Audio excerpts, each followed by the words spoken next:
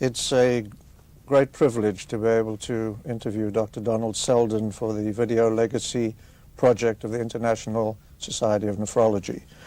My co-interviewer is Dr. Robert Alpin, who's Chief of the Division of Nephrology at the University of Texas Southwestern Medical Center.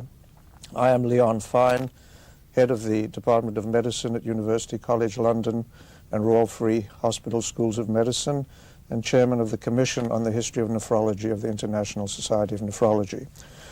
With that very brief introduction, Dr. Seldin, let's start talking. And the best place to start talking is at the beginning. So let's talk about Donald Seldin, the man. And if you could tell us a little bit about your very early career, and take it as you wish, and we will interject and ask questions as we go along. My initial interest in postgraduate education was in a direction of philosophy and poetry. But I grew up at a very critical time in New York City. The Depression was over everyone. It was difficult to get along, and there didn't seem to be any possibility of making a living in these domains. Medicine seemed to me a pathetic third choice. So I went into medicine thinking that I had to have some sort of source of income, some profession or some job that might facilitate supporting a family. And I applied to medical school and was ultimately accepted at Yale Medical School. Yale Medical School was a very interesting institution at the time. What year are we talking about here? We're talking about 1939 really. At that time, there were 39 students in my class. There were no examinations except one at 2 years and one at 4 years. The system was entirely a tutorial one. No books were assigned, no lectures were printed. The system encouraged one to operate and think on one's own. It was only after 2 years that there was a comprehensive exam that lasted about 4 or 5 days, and then one entered the clinical years. And here it was my encounter with Dr. John Peters that stimulated really my interest in both nephrology and metabolism and the domain that then existed. At the time, there was no such thing as a nephrology program. At Yale, anyway, there was the program of the metabolic division of the Department of Medicine. And essentially, the metabolic division concerned itself with anything that was amenable to the techniques of clinical chemistry. So people who were interested in clinical chemistry would be seeing patients all over the hospital with liver disease, kidney disease to be sure, heart failure, endocrinology and the like. Now, obviously, a component of this was the renal component, and it's this area that interested me the most. So, since one had to have a thesis, and I worked in Dr. Peters' department, I became primarily interested in renal function, although I have to confess that the whole area of metabolism, including endocrinology, was a major focus of my concern. And what distinguished these metabolic medicine doctors from the other general physicians was the fact that they also had a foot in a chemistry laboratory and were doing analyses, really. Yes, and really in a certain conceptual sense, were more oriented toward quantitative clinical medicine. You'll recall that the landmark publication of Peters was Quantitative Clinical Chemistry. The title was deliberately abrasive and was meant to emphasize quantitation as a critical component of medicine. And the people who were attracted to this area really found this rather inspiring. The name Peters comes up a lot in talking to people from your generation. What was special about the character and personality of Peters? Well, on several different levels, Peters was a remarkable man. First of all, he was a person of impeccable intellectual integrity. He fought for his ideals. He stood for something, even though he stood for something in a setting where he might be penalized greatly. Specifically? Well, for example, he was the butt of a McCarthy investigation. He was serving on one of the first committees of the National Institutes of Health when they started to issue grants, and was on a peer review committee. He was accused of being a security risk and therefore expelled. He sued the federal government, and ultimately his case was decided in his favor, but it wasn't decided on his favor in a constitutional issue, and he was disappointed. It was a tragic phase of his life. Apart from this, he was a very well-educated and cultivated man. He knew a great deal about music, about literature, about political science, economics, and the like. He was culturally very sophisticated, and he also was socially responsible. He was secretary of the Physicians Committee and was probably the principal architect in the writing of the Wagner-Murray-Dingle Bill, which constituted the first attempt in the United States to set forth a broad social program for medical care. Now, on an educational level, he was an enormous scholar, a very learned man, and he conducted a program in the Department of Medicine which encouraged and stimulated and insisted on research as a component of medical education. So at that time, all the students at Yale had to write a thesis. The thesis had to be based on experimental work. Everybody in the Department of Medicine was attuned to research as a component of education, not merely as a search for new knowledge. And the atmosphere was exciting and electric. If a patient had renal failure in those days, who saw them?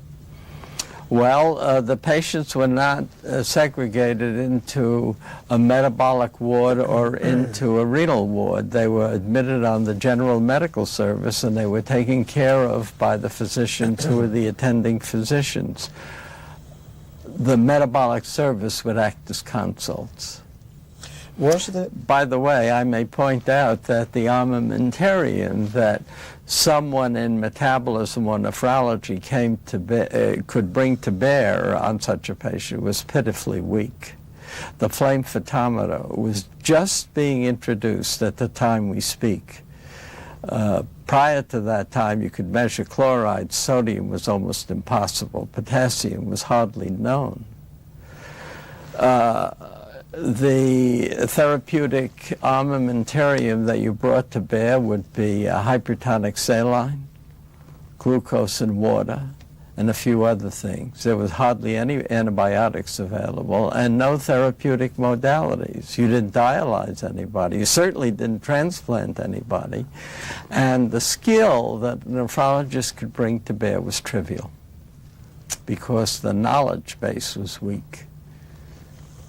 Do you recall whether there was any healthy dialogue internationally in the area of metabolic medicine? One had Fuller Albright, one had Charles Dent in London, there was Peters. Were they living relatively isolated existences, or was there a sense that there was a community building?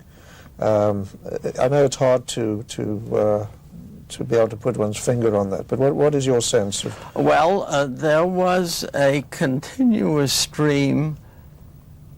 It was a scanty stream, but a continuous stream of visitors to Yale from all over the world. For example, the ammonia diffusion method was developed in Ireland. Methods to measure ammonia. I'm ashamed to say I've forgotten who it was who did it. At the time he was very distinguished, and he was very distinguished, but he came, Dent came, of course Albright visited, so did a number of other people. So there was a stream of visitors, the beginnings, let's say, of an international community, but the network was essentially weak.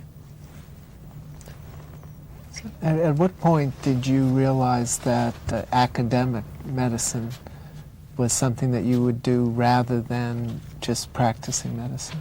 I would guess it was in the third year of medical school when I took medicine and worked with Dr. Peters, and I found academic medicine a very inspiring domain. And it was at that point that I thought I would try to enter academic medicine on graduation. And so you did. And so I did. Tell us a little bit about those early days. Well, I graduated from Yale in December 1943. It was in the middle of the war. I was actually in the Army at the time, but assigned to Yale and allowed to continue postgraduate education through the 999 program.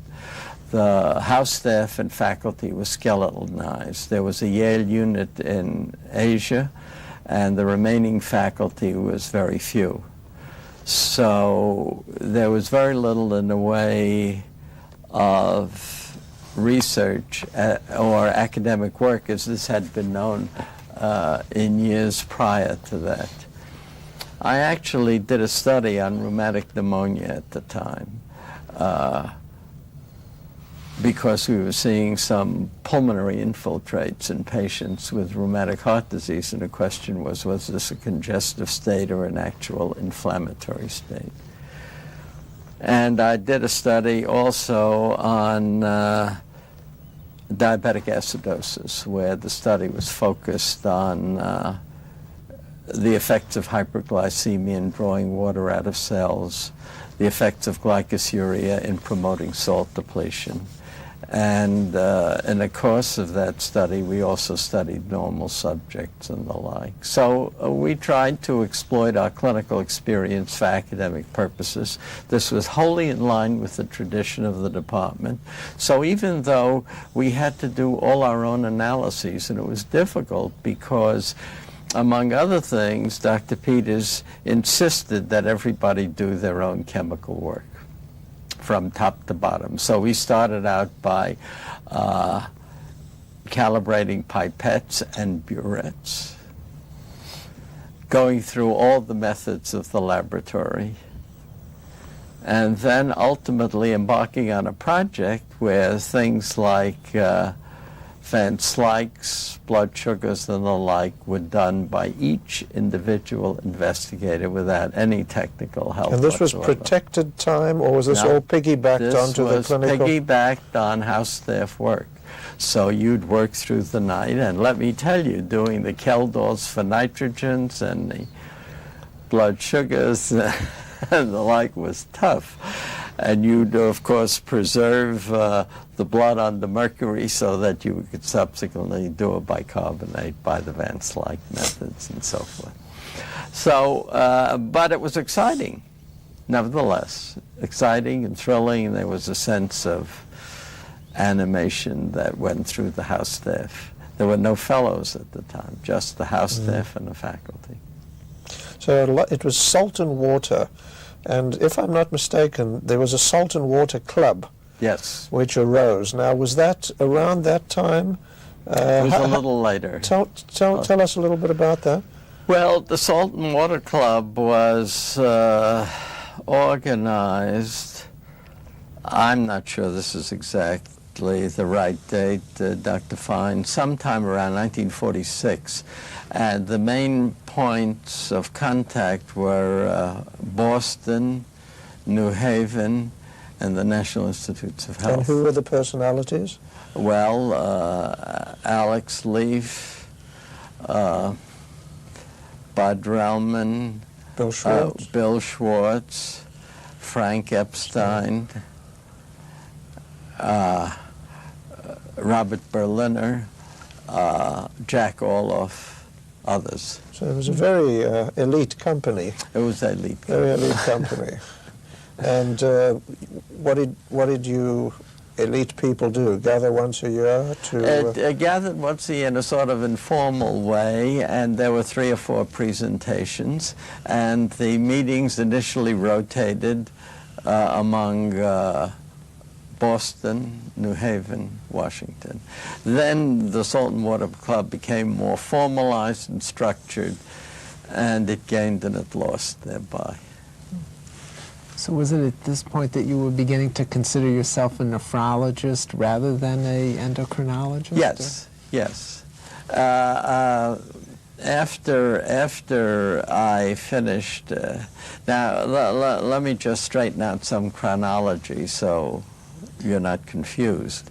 I graduated medicine from medical school in 1943. Then I was allowed by the Army to continue house staff training until 1946, and then I left for the Army and went to Europe for 2 years, and I returned in 1948. Now, I returned because I received a letter, and the last day I was in Munich, Germany, from Yale. I accidentally went to the mailbox to check my mail prior to embarking on a ship for the United States at Bremerhaven, and there was a letter from Yale. I opened it, and it contained 2 sentences that went like this: "Dear Don, I would like to offer you a position as instructor of medicine at Yale and a salary to begin at $2,500 a year." And the second sentence was, "Why haven't you written? ? Sincerely yours, Jack." Nobody, I never called him Jack. And Jack Peters. Peters. That was his name amongst his colleagues. So for that reason, I was able to return to Yale. And you did? And I did. And I stayed at Yale from 1948 to 1951. 1951, I came to Dallas. I've been here ever since. So what are some memories from those 3 years at Yale on the faculty? Well, in those 3 years at Yale, there were pretty exciting times. Darrow had just begun his studies on potassium, which opened a major area for clinical studies, at any rate. Lew Welch just returned from Southeast Asia. He'd been in the Army. I returned from the Army in 1948, and we began collaborative studies. Some of those I mentioned to you on osmotic diuresis, diabetic acidosis, acid-base balance, and the like. And how did the Southwestern story actually start? What was the very first provocation? Well, you know, some of these decisions are complicated. It's difficult to resurrect every single fact that went into it. Yale was a very exciting place when I was there, and I regard the time I spent there some of the best years of my life. Dr. Peters was very gracious, so was everybody else, and I had a wonderful time. It was a crowded place. Although the metabolic section was only one section, it dominated the Department of Medicine. Maybe if there were 15 members of the department, perhaps 10 were in the metabolic section. It was clearly the driving force in the Department of Medicine. Peters was not chairman, Blake was. Blake was an infectious disease. We had 1 or 2 cardiologists, and then the rest of it, Winkler, Danowski, Elkington, Levites, Welt, myself, were all in the metabolic section of the Department of Medicine. So it was an exciting place, but it was crowded. And there were, at that time, you have to remember, very few medical schools in the United States. It was after the Second World War that genuine medical schools of the type we recognize were being disseminated throughout the country. Yale was an established institution like Harvard, like, say, Michigan, like Hopkins, but there were very few others.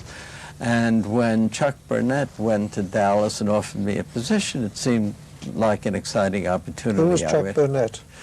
Burnett was the Burnett syndrome.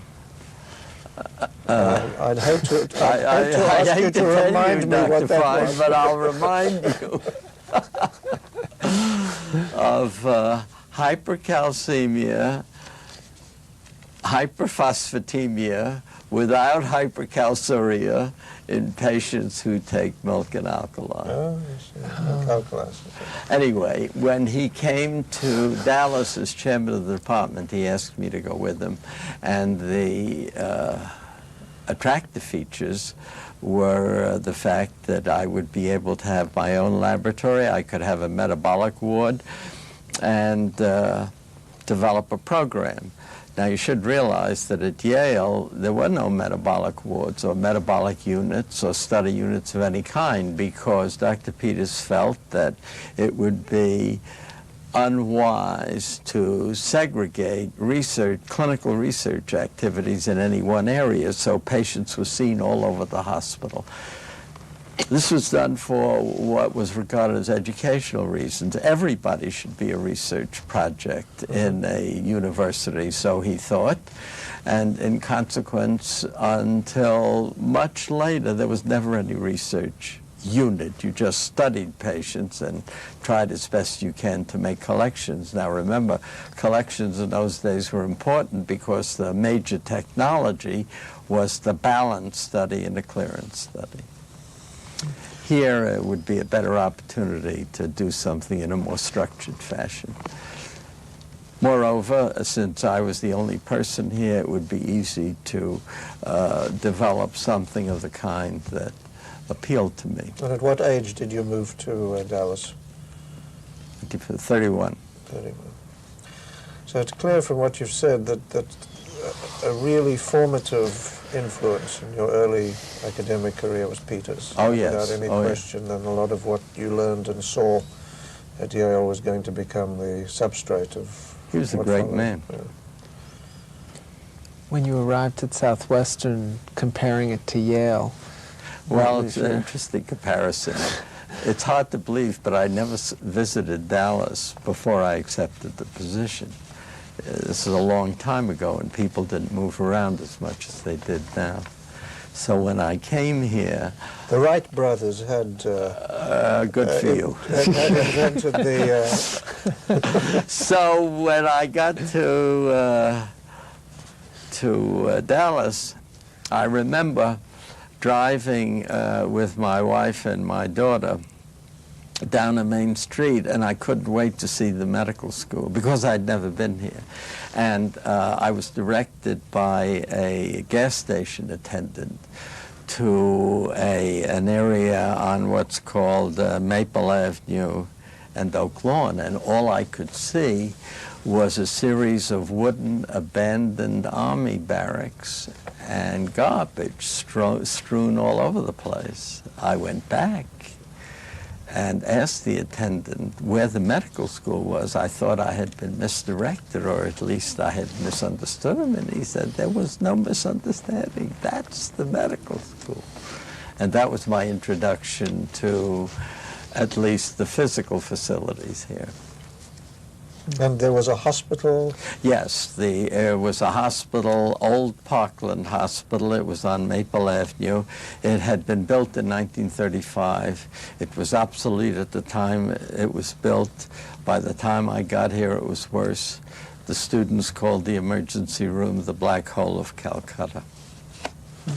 So how many students were there? There were 100 students in a class. At Yale, there had been 39.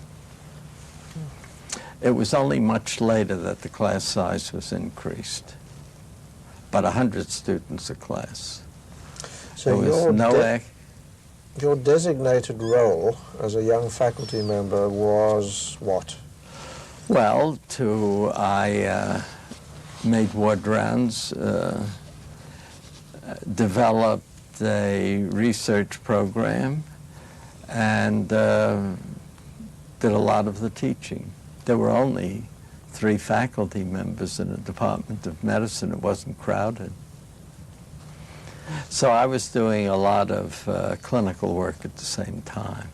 And when did the recruiting start? Pardon me? When did the recruiting start, your recruiting? When did people...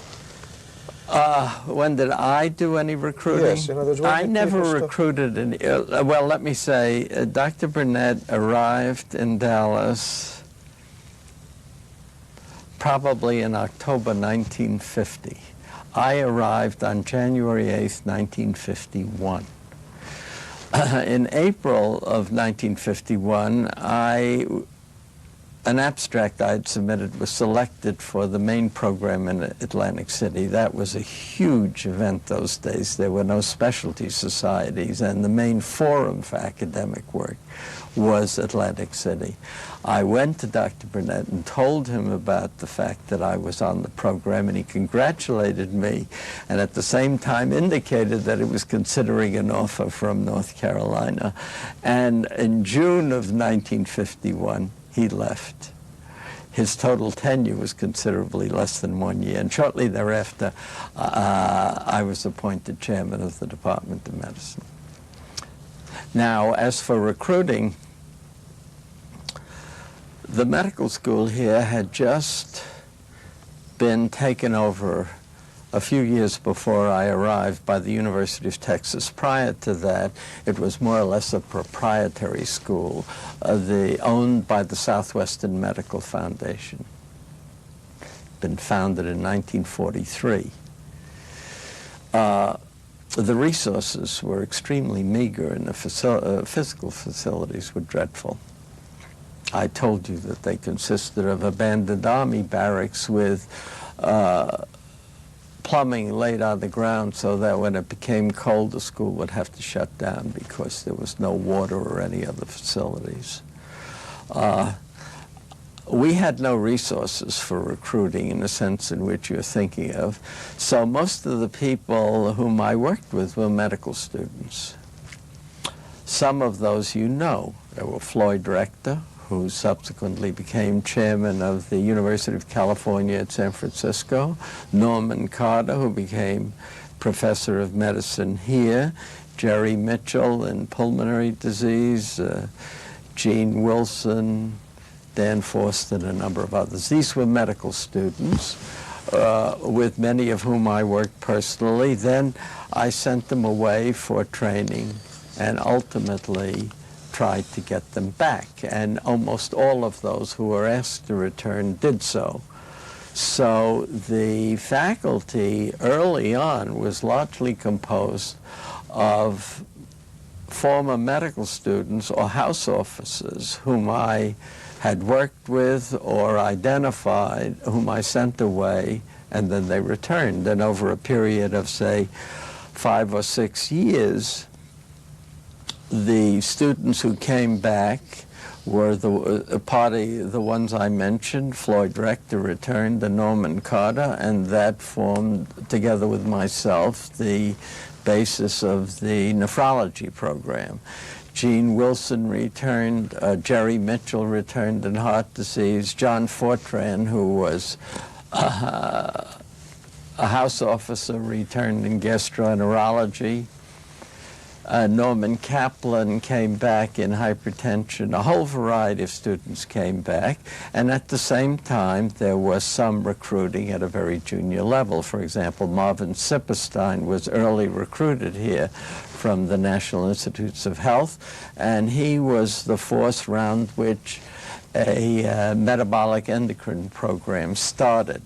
Carlton Chapman came from the University of Minnesota and developed the cardiac program. Abe Browdy developed infectious disease. So we had 3 or 4 or 5 individuals who were established in various ways, who would be guideposts to development of various areas, while at the same time the bulk of the faculty was ultimately comprised of students and house staff and fellows who returned after training. Let me backtrack a second. When you were offered the position of chairman of medicine, what was on your mind as far as... chairman of position here? The position here. Well, first of all, I enjoy very much the academic milieu in some rich sense of the term. I enjoy the combination of teaching, of clinical work, of research, of the elucidation of problems through investigative methods. The opportunity to take a position of leadership in developing an academic program to me was very exciting.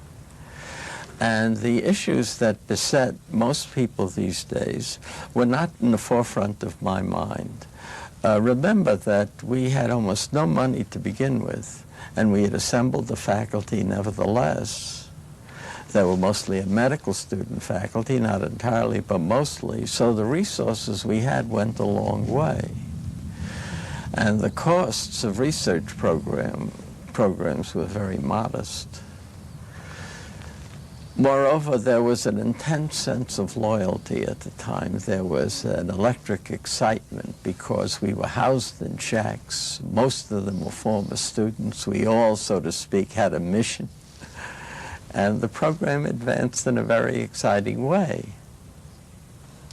I can't resist asking someone who thought of starting life as a poet and found himself very shortly in Dallas, what the experience of coming from the quote sophistication of New York and Yale and into the middle of Dallas was like. Without You're passing asking any sort judgment. of Yes, a social question. absolutely.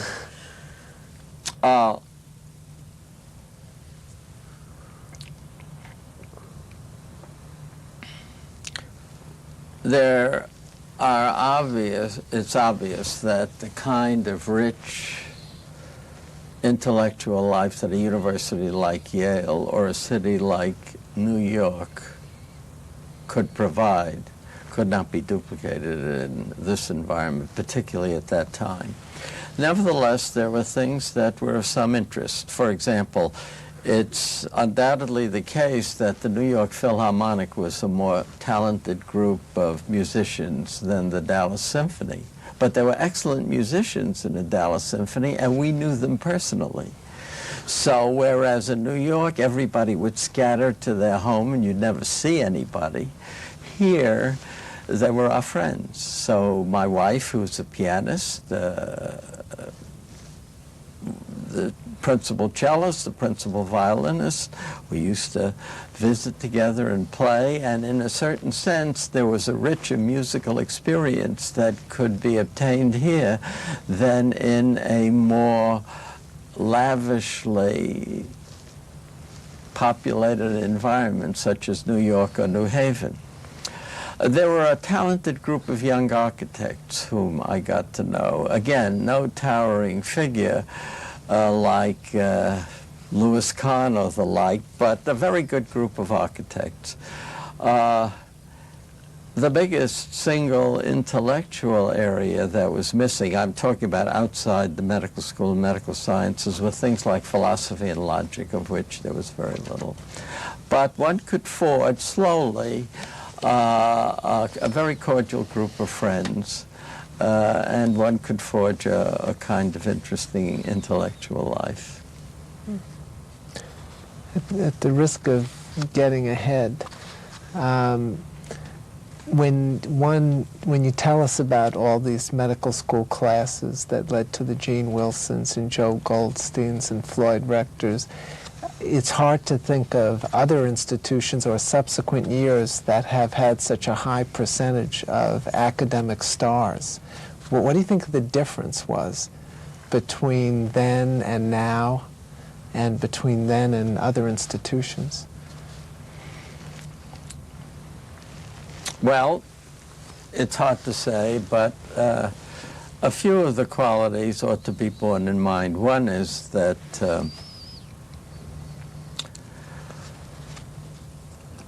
I was working with most of these students. They were my students, in a sense, and not just in a marginal way. I was on the wards constantly, out of necessity, perhaps, and I could interact with them, and I got to know them on a personal level. So, for example, Joe Goldstein wanted to be a neurosurgeon. and ultimately gave up a promising career, I suppose, to win a Nobel Prize or something else. Gene Wilson wanted to write about the ethos of the American community, and ultimately decided to go into metabolism and endocrinology, and is now a member of the National Academy. It was possible, in short, to develop a tutorial system. You know, that's not given much credence these days, but it's a very powerful modality for developing academic interests. And the tutorial model was very small. We had ward rounds of 4 people. A student would be interested in research. I would get to know him very well. Most of them were students whom I knew personally, and I could influence them to at least try academic medicine, and many of them who went into other domains initially started with me. For example, Gene Wilson wrote his first paper or so on ammonia excretion and adrenalectomy with me before he started to work on diabetes, protein metabolism, ultimately cholesterol and whatnot. So I think the tutorial model was a very strong one. It's, after all, an old model, it's a Renaissance model. If you wanted to be a painter, you worked with Leonardo. You just didn't go to school. And it's a very powerful model for the development of academic talent, and I think that was the dominating force. Now, there are also, you have to recognize and be honest about it, social forces lying far outside the medical school that nevertheless impinge upon it. If the model in the community at large, is money generation or other activities, private practice and so forth, this has an effect. There's no question about it. And in that time, I think it's fair to say that the model of the university professor was a rather revered one. And certainly on the East Coast, was it not true that many of the so-called full-time professors did sustain their income by virtue of quite healthy private practices? Yes, this was here a real full-time system, rigid. In Dallas, it's loosened up in recent years, but... Was that something that you felt that you needed to impose, or did it seem to happen naturally because... No, this was something that I forced. And that was because you didn't want people to... I thought that, well, this gets to a philosophy of medicine. Some people think that a medical school is like a public utility, where physicians are available to mitigate community and other problems, serious problems, but the medical school is regarded as a public utility to address themselves to these problems. I don't share that view. I always felt that a medical school was an integral part of the university, even though this school was only lately assimilated to a university. And that the end of medical school was the MD degree. The MD degree was not a license to practice. It simply certified the command of a domain of medicine. The responsibility of the medical school was not to take care of as many sick patients as possible. In some vague sense, but nevertheless genuine sense, the patient load should be accommodated to the requirements of teaching and research. Now, obviously, this for complicated economic and social reasons can never be an exact match. But at least the idea would be that one would seek to expand indefinitely clinical responsibilities beyond these requirements. If that is so, it would be important to make certain that one recognized the focus of the institution. And therefore, I thought at the time that the full-time system was a very healthy device, although it imposed certain penalties on the faculty, but nevertheless it was healthy, and we did it for a long time. I mean, you obviously take and have always taken great pleasure in the successes of your disciples and students. it certainly must have put a lot of pressure on you to pull back from the hands-on research activity, just given the fact that the whole enterprise was growing, that more and more people needed to be looked after. How did you handle that transition, or did you perceive it as such at the time? Well, you have to realize that the renal division was a very tiny division for many, many years. Essentially, it consisted of 3 people, myself, Floyd Rector, and Norman Carter. What years are you talking about, roughly? From about, let's say, 1954, 55, until around 1970, and through there. Now, there may be some overlap, but by and large, it was a very, very small division. Later on, the deficiencies of size was recognized. There's no question about it. We had nobody, for example, in immuno-nephrology for a long time. And we tried very hard to make up for various deficiencies, and ultimately we did. But they were deficiencies we recognized.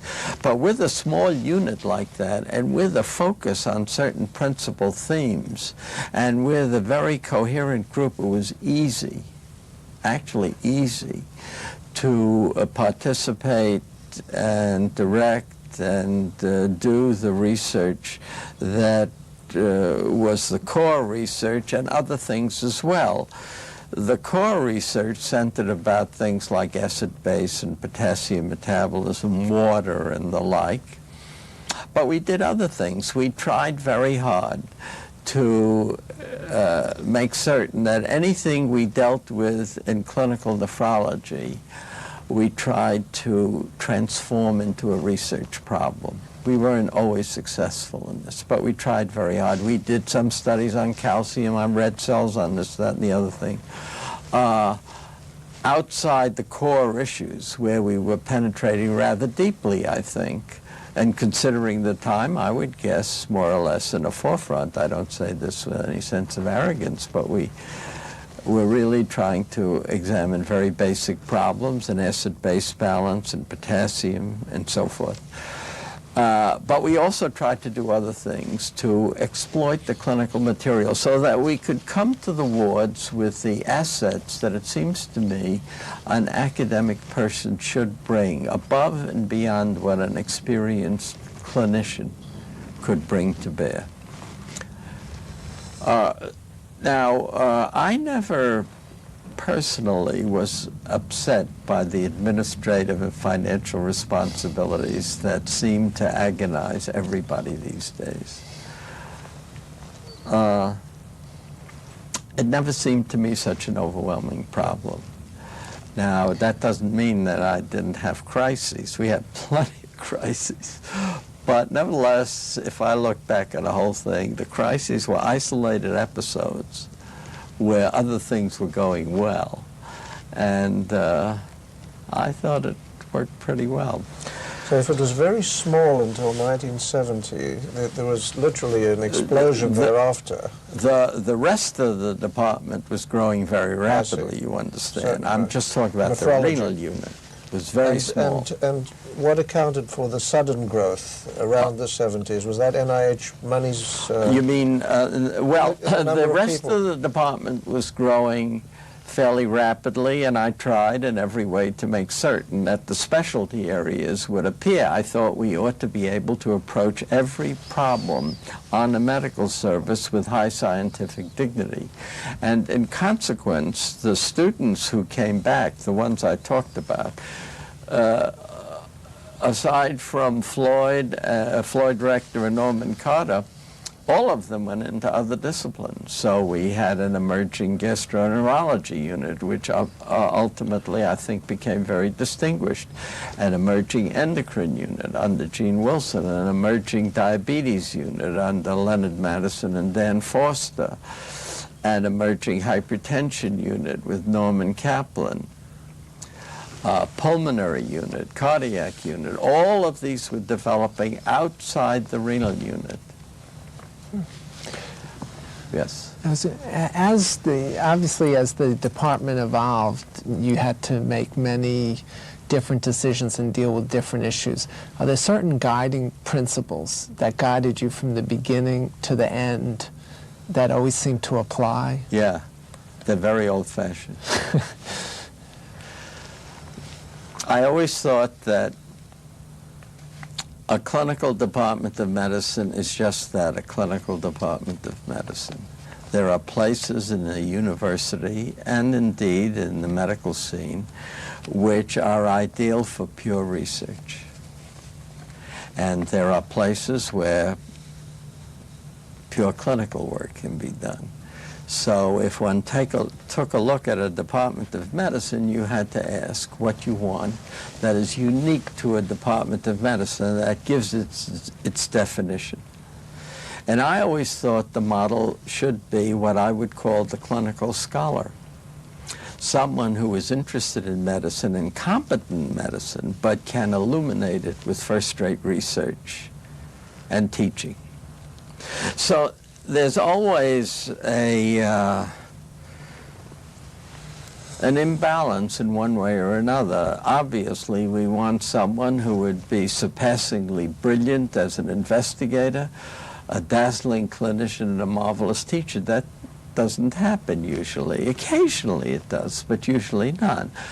But in some sense, the model, like absolute zero, was one in which one had someone who's interested in medicine, in clinical disease, in patients, and at the same time wants to illuminate that experience by research as basic as he or she is capable of, and who finally enjoys contact with students. Because if you define a medical school as an institutional device for the transmission and generation of new knowledge, then that has to be incorporated in people who can take new knowledge and transmit it. And I always felt, therefore, that it was very critical for people in medicine to make meaningful medical science.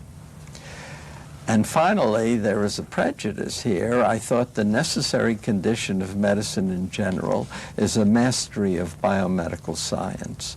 Now, this has often been misconstrued. I don't mean to sound heartless, and I recognize that there are many other aspects of medicine, but the necessary condition for a physician is a mastery of biomedical science. Now, that's not a sufficient condition. There are many other qualities we look for, but that would be critical. There is no other domain in society where a mastery of biomedical science is required.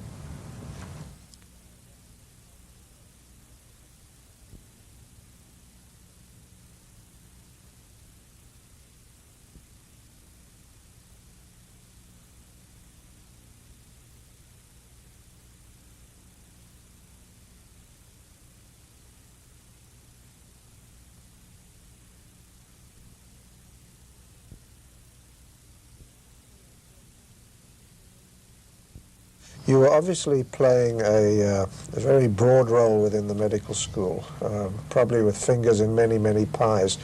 Were you not tempted to move into the role of dean, either at Southwestern or anywhere else, by virtue of that broad interest?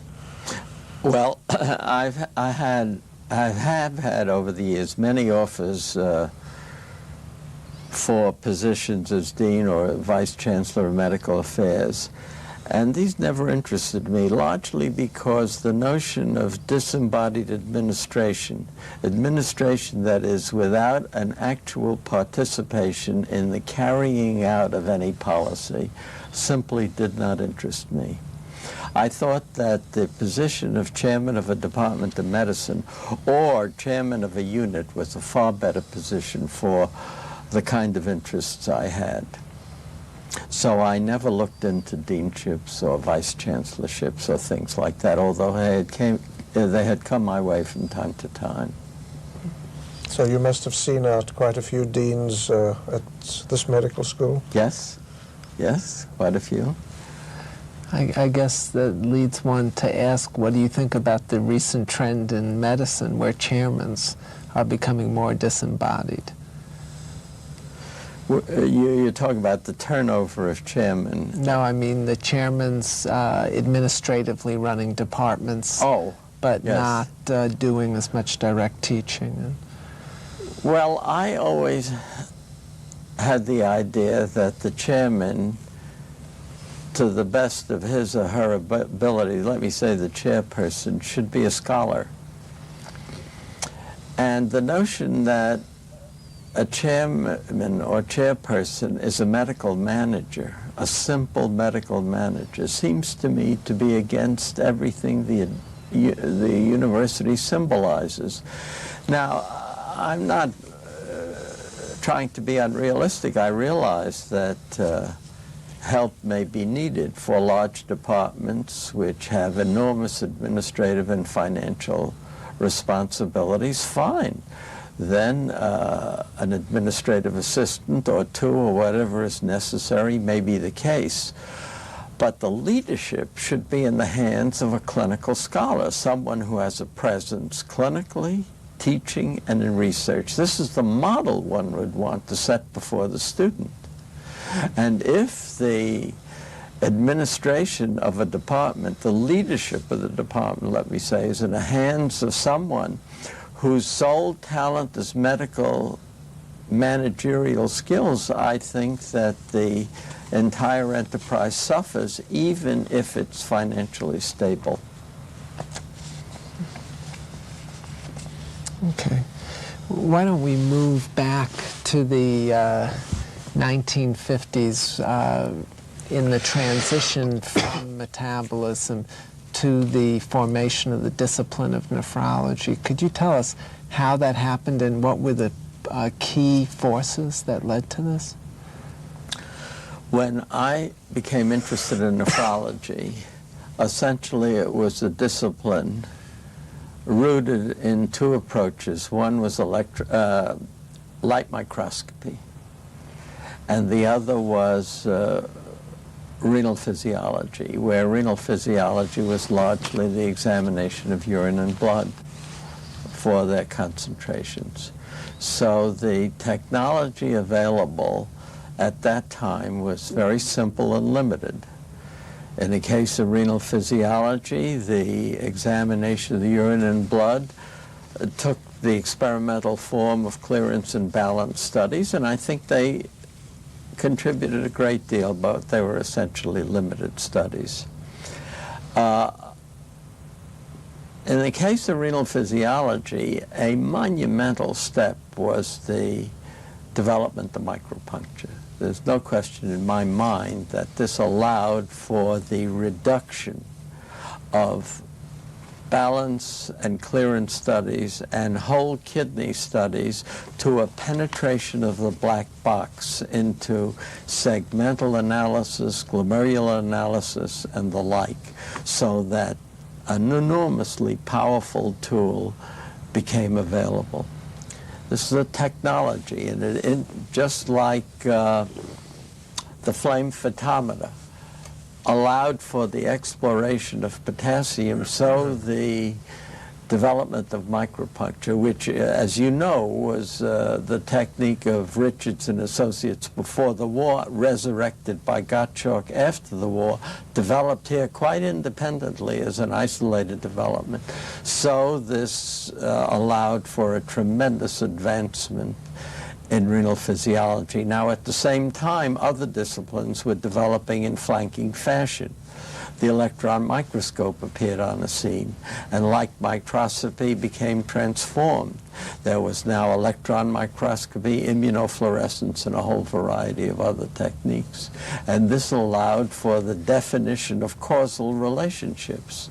In other words, most of kidney disease prior to the development of let's say the area of immuno-nephrology was physiology and description, whereas disease states began to be explored when the immunologic basis of disease became available for investigation with the development of immuno-nephrology.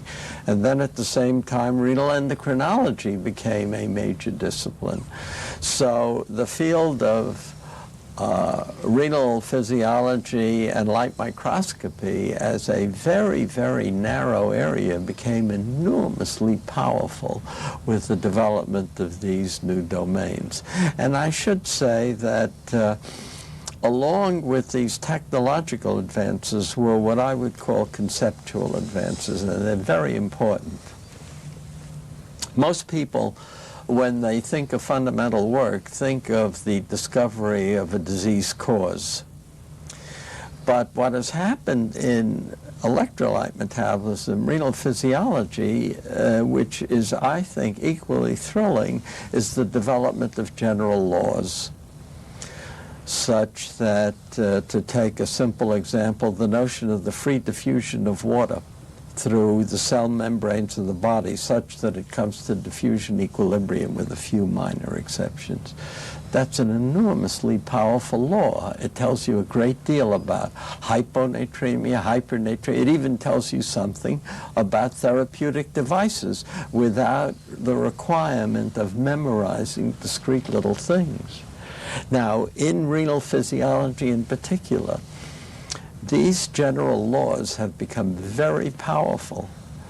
We don't see much of that in medicine in contrast to such disciplines, let's say, as physics or physical chemistry. But they are developing with power, and one of the thrilling things about nephrology is that the conceptual framework of nephrology is becoming very, very powerful. This is not only in renal physiology, but in other areas. The burgeoning domain of immuno-nephrology is impressive. I wonder whether, if the same question had been asked of a European about the origins of nephrology, you placed the emphasis on an understanding of how the kidney functions. When the early international community got together, were the Europeans as focused as you've suggested the Americans were on function of the black box? Do you have any sense of that comparison? Well, of course, Dr. Fine, in view of your many interests and hobbies, you know that renal physiology, conceived as an operation of flows and pressures, was developed in Germany by Ludwig and the like. I think it's fair to say that probably the interest in things like acid-base balance and the like, I'm thinking of Henderson, Gamble, and many others, really came to the fore in the United States, so that perhaps the implication of your question that perhaps there was a disproportionate concern with renal physiology as a homeostatic regulatory organ was more prominent here, but I'm not sure that that's completely fair. What I was getting at was, you had clinical nephrologists. I don't even know if they were called clinical nephrologists. You had doctors interested in kidney disease. Yes, that's fair. Who were starting to show a profound interest in how the kidney worked. I was just wondering what doctors who were interested in kidney disease in Germany, France, England were people I was in contact with were coming into nephrology, so to speak, from renal physiology. I'm thinking of Karl Ulrich, for example, Klaus Thurau, these are Germans, and a number of others who were what was the name of the leader of this group? It slips me, my mind. You know who I mean. Wishing? In Göttingen. No. I see. I thought you meant. Anyway, there was a group that was coming into nephrology, so to speak, from renal physiology in Germany. In Denmark, again, the monumental breakthroughs of Ussing were developing quite independent of what we ordinarily would think of as a clinical nephrologist, with the two membrane models that he had. And in England, I would say the focus was on clinical nephrology in a more empirical sense. But on the continent, particularly in Denmark and in Germany, I think renal physiology was emerging into nephrology. Was this some point at which a nucleus of individuals got together and said, we need to accelerate the process of developing nephrology as a discipline? Well, it didn't emerge that way. The major defining feature of nephrology came with the development of dialysis and transplantation. You have to. Why do you smile? Because it didn't emerge from this burgeoning intellectual world that we've been discussing. I think that's what I was far. trying to get at. No, it didn't emerge from that. It emerged from the tremendous impact that dialysis and transplantation had on clinical medicine. And that, so to speak, constituted a necessary core for nephrology. You couldn't have a nephrology program. There was one at Columbia, but short of that, you couldn't have a nephrology program without a program in dialysis and transplantation. It didn't matter whether you were interested or not interested in or the like. You must have that. Otherwise, it's not a nephrology program. You're not addressing diseases of the kidney with therapeutic modalities. You could have it without renal physiology. It may not be sophisticated in certain ways, but you could have a nephrology program that way. But it's hard for me to conceive a nephrology program in an academic center that didn't afford dialysis and transplantation. So the constellating force leading to the definition clearly of this discipline was the development of dialysis and transplantation. Now, to get to the question you mentioned, why was there, so to speak, an American Society of Nephrology? What was the driving forces? I was part of the original organizing group, and it was quite clear that one of the driving forces was the fact that Congress was looking on the scene for advice on matters having to do with nephrology, and who would it find? It would find various dialysis groups, very often dominated by people who weren't even physicians. There was nothing on the scene.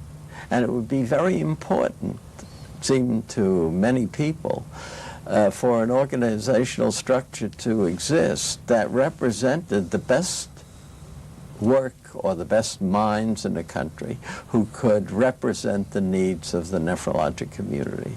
And second, there was the circumstance I mentioned earlier that all of a sudden nephrology was much more than a narrow domain of electrolyte metabolism. There was immuno-nephrology, there was renal endocrinology. These tended to be in various diverse places. Increasingly, specialty societies arose. And if there were no society of nephrology which gathered these various disciplines together, it would be impossible at one place to, so to speak, get a look at what nephrology was like. I think these two driving forces were very important in persuading people that there is a requirement for an American Society of Nephrology. In this respect, the Europeans were much ahead. So when did the Europeans get into the act? Well, there was the, what was it called, Dr. Final, the Renal Association in England, and there were a few associations in Europe, and they had talked about and started an International Society of Nephrology, when in the United States there was only the renal division of the American Heart Association. So I think that in terms of recognizing a specific nephrologic organization separate, say, from heart disease, there was the Europeans were ahead. Now, can I push you a little bit? I mean, you indicate that Congress was looking for advice, and presumably Congress was looking for advice about patients with kidney disease who were dying, and there was a new technology. And yet the people who came into leadership roles in the American Society of Nephrology were not the people whose primary interest was in that, but rather in how the kidney worked. And I recall in the 70s, when I happened to enter the field, that there seemed to be lots of tensions in the air between what were two polarizing communities.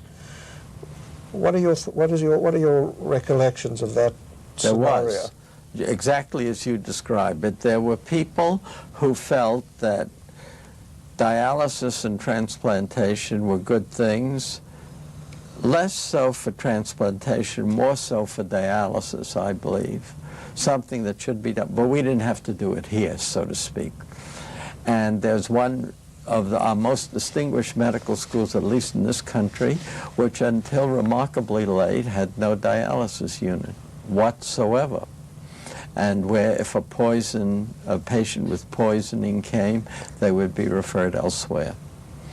There was that feeling which rippled through the academic community to a certain extent, and there was a hostility toward a certain amount, I don't think this should be overstated, but a certain hostility to the incorporation of dialysis in a central role within nephrology. Was it an intellectual elitism that I was think evolving? so. I honestly think so. I think that it was regarded as a crude, empirical enterprise without any intellectual aspects. And I think it was an expression of intellectual elitism, exactly as you put it.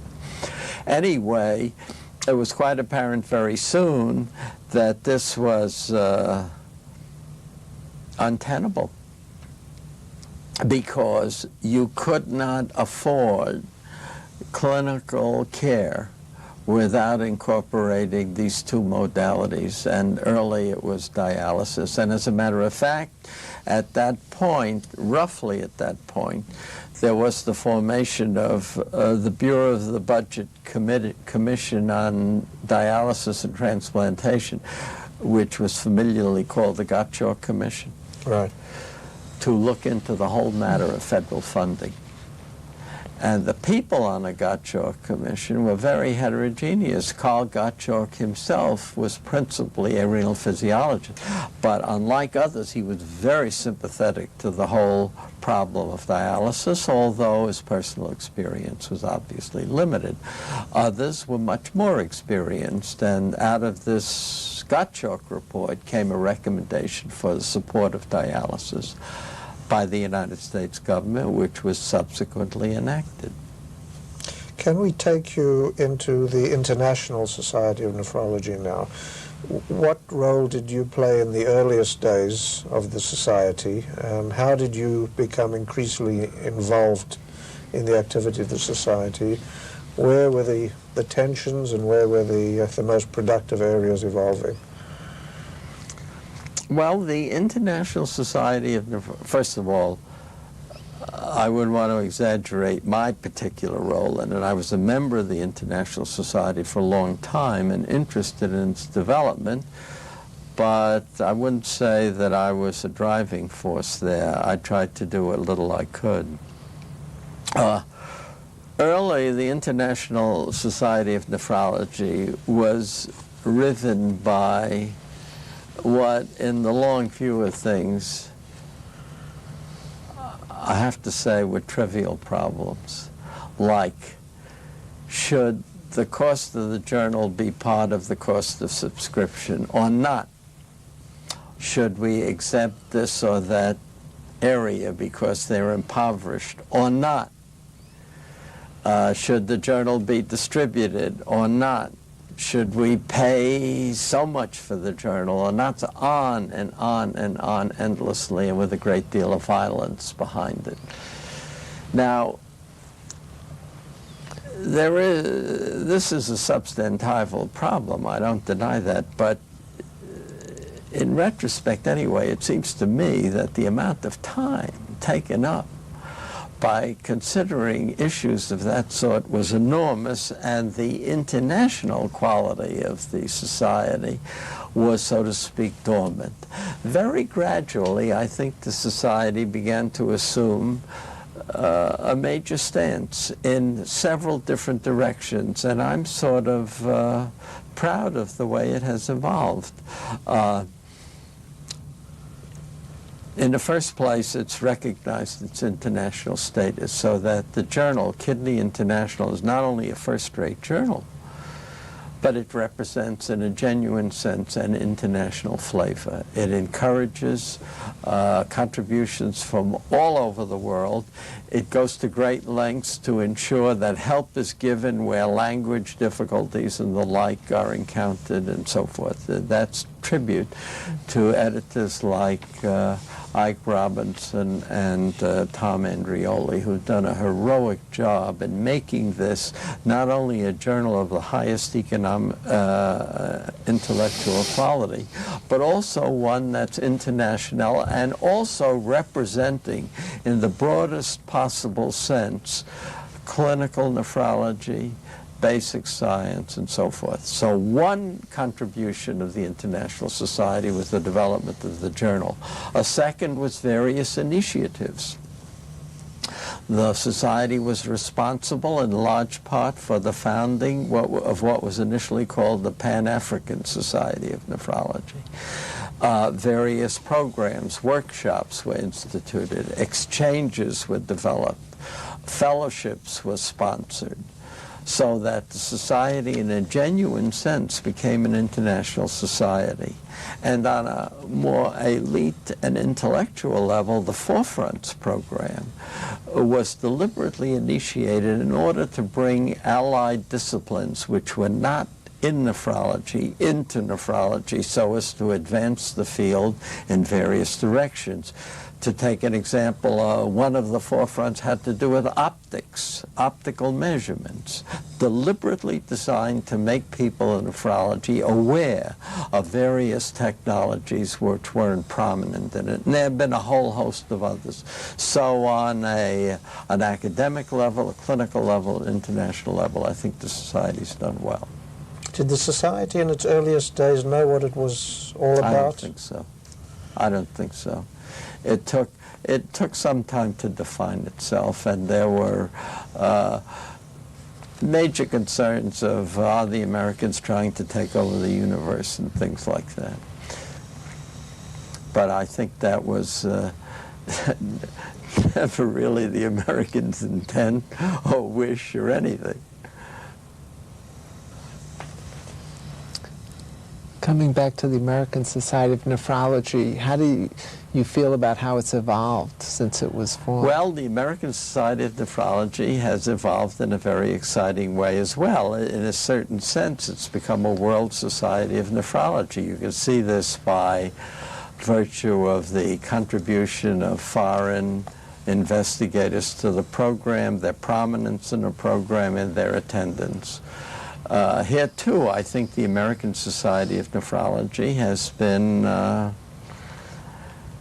been very good in broadening its coverage and in insisting on high quality.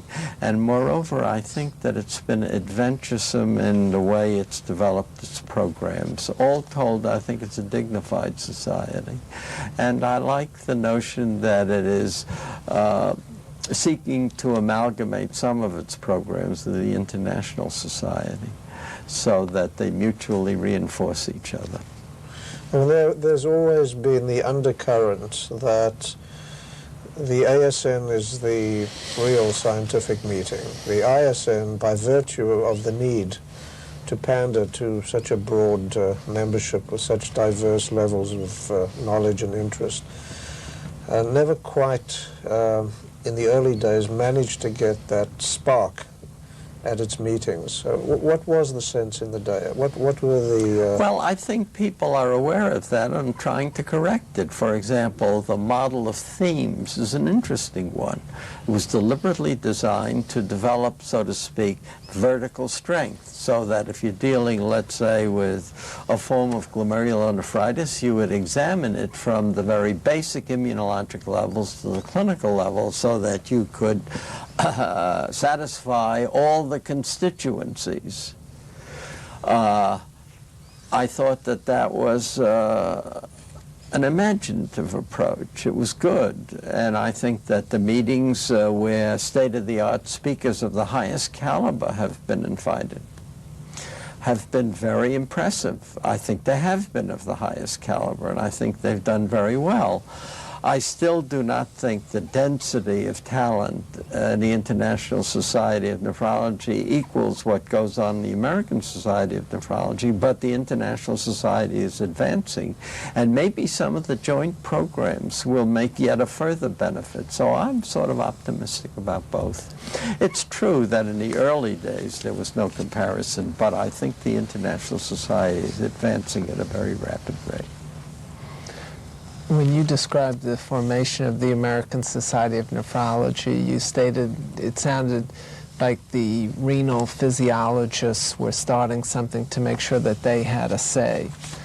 As the ASN has grown in its attempts to be inclusive of all elements of nephrology, renal physiologists no longer dominate the scene. And as a matter of fact, when you go to the meetings now, which may have 6,000 to 8,000 attendees, it's even hard to find renal physiologists. Do you lament this change, or is this good? Is it surprising? When you come to think of the fact that dominating themes in nephrology are dialysis and transplantation, if you regard transplantation in the broadest possible sense as a branch of immuno-nephrology, which I think is reasonable, then it seems to me that inevitably people in these disciplines will burgeon to the fore. Now, renal physiology needn't be neglected, but I think its power is much less in a broad field of nephrology than can be contributed by a combination of renal endocrinology, immuno-nephrology, and allied disciplines. So if you formulate this in terms of power, it seems to me that the major intellectual input at the start of the society was, in fact, renal physiology or physiologically oriented nephrologists. And now I think that the balance is shifted, and maybe it's equal or tilted in one direction or another, but I can't think that that's necessarily bad unless you say that the individuals who do this are no longer rooted in the best quality of work. Now that's another question, and is not necessarily subject matter dependent. In other words, right. I would not say that someone who is invested in immunonephrology is an inferior scientist or a superior scientist to someone who's a renal physiologist. Yeah. But if you select people in immunonephrology who are not of the highest quality, if for political reasons or financial ones they emerge into power, then I think the society will suffer, yes.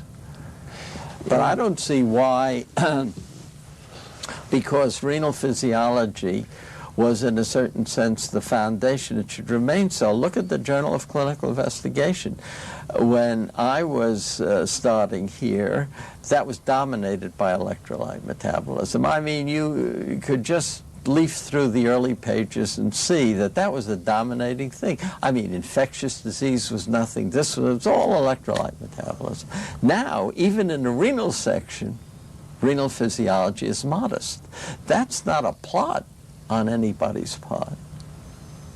Well, to some extent, I mean, what you're describing is a successful venture that has, in fact, been able to transmit its knowledge to a good internist who can handle these problems as part and parcel I of... think it's terrific. And I would hope that if renal physiology advances in the way that it does, most of what was previously sophisticated, narrowly based knowledge would become, as Dr. Fine says, the common property of everybody. I mean, you intimate that perhaps the dialysis community didn't counterbalance the intellectual strength, let's call it, of the physiology, pathophysiology community. In a society or well, society in general, at large? I mean, well, I suppose in society at large. And the question... Very powerful in society at large at the start. Very powerful because they commanded a lay constituency that was enormous. But in intellectual circles, I would say at the start, the renal physiologists, the physiologically minded academic people dominated the scene. There was a disparity, clearly. Right, but to play the devil's advocate, I mean, these were the people who were looking after patients with kidney disease, patients who were dying.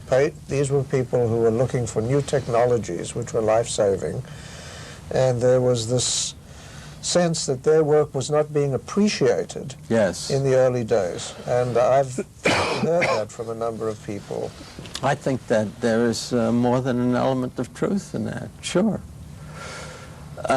Just as you might say, the pendulum has swung to the point where people who are in renal physiology might be regarded as effete intellectuals, remote and disembodied, unconcerned with the welfare of the sick, whereas the firing line is on transplantation and dialysis, and I think that's similarly an extreme and distorted view.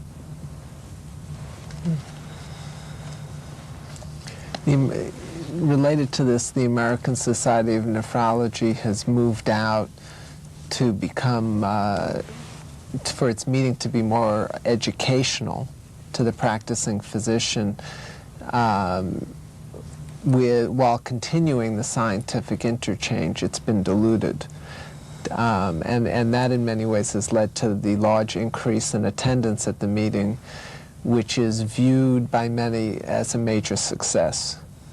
Some scientists feel that they've lost their forum for getting together. Do you have thoughts on that? First of all, I don't share that view. I think the incorporation or the consolidation of the National Kidney Foundation with the American Society of Nephrology is a very good thing.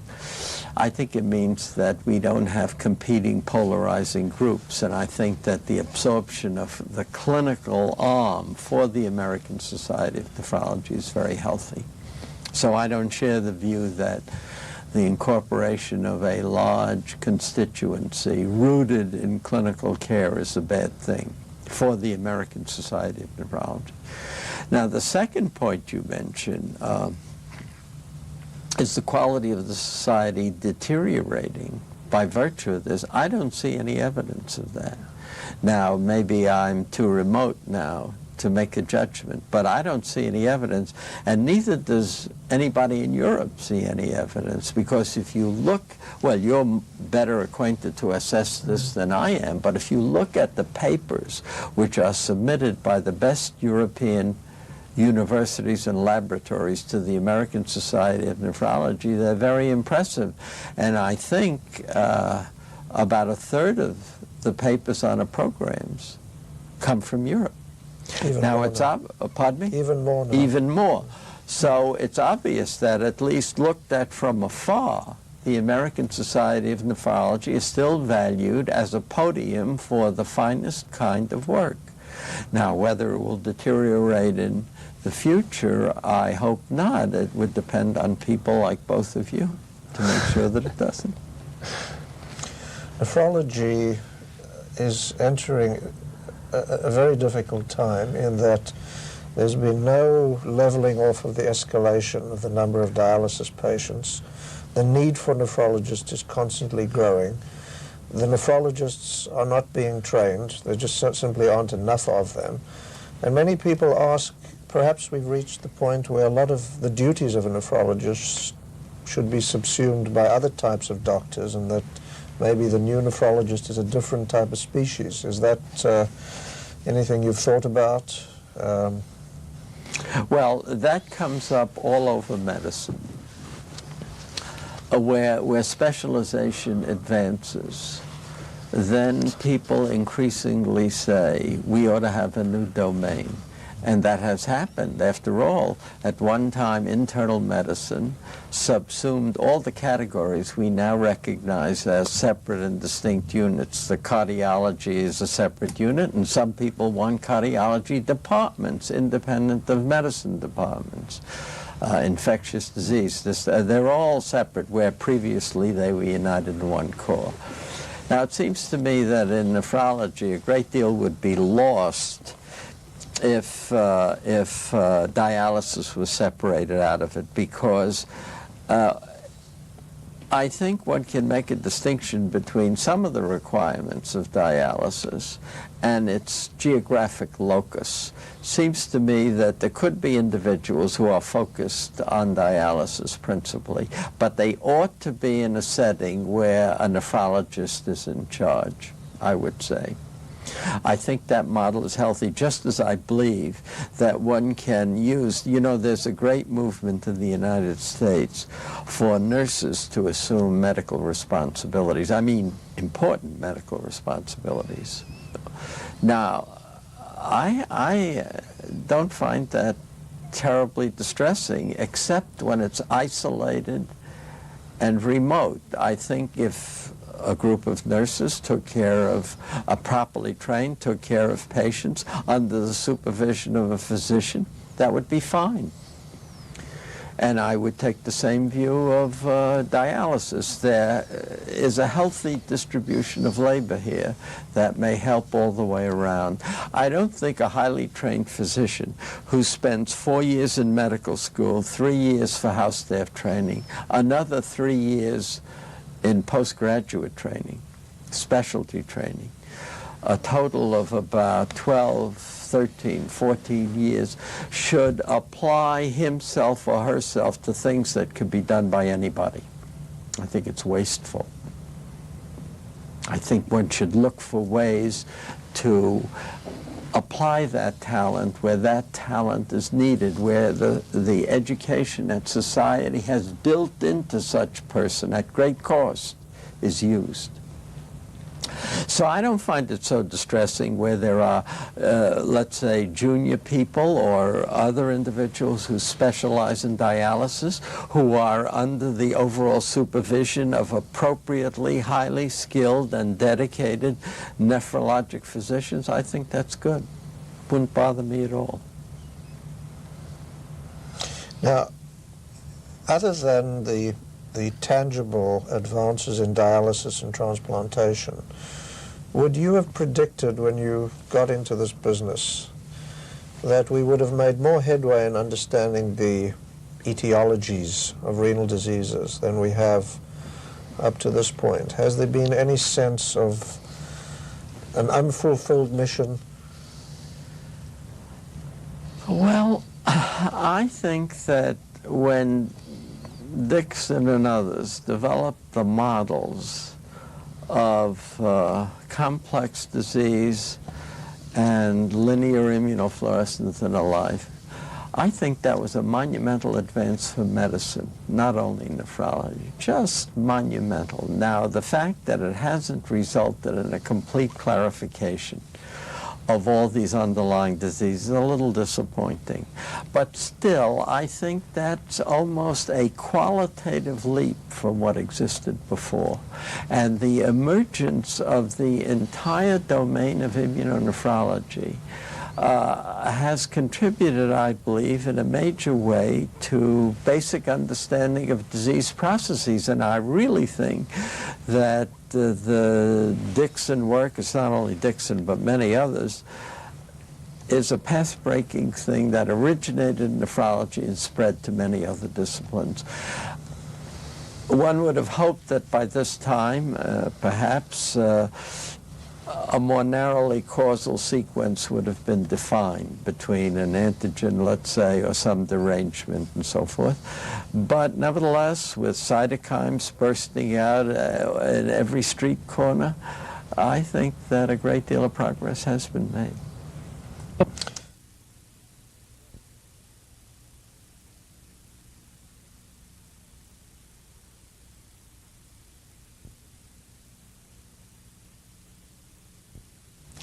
Dr. Seldin, you spoke earlier about the importance of the clinician scientist.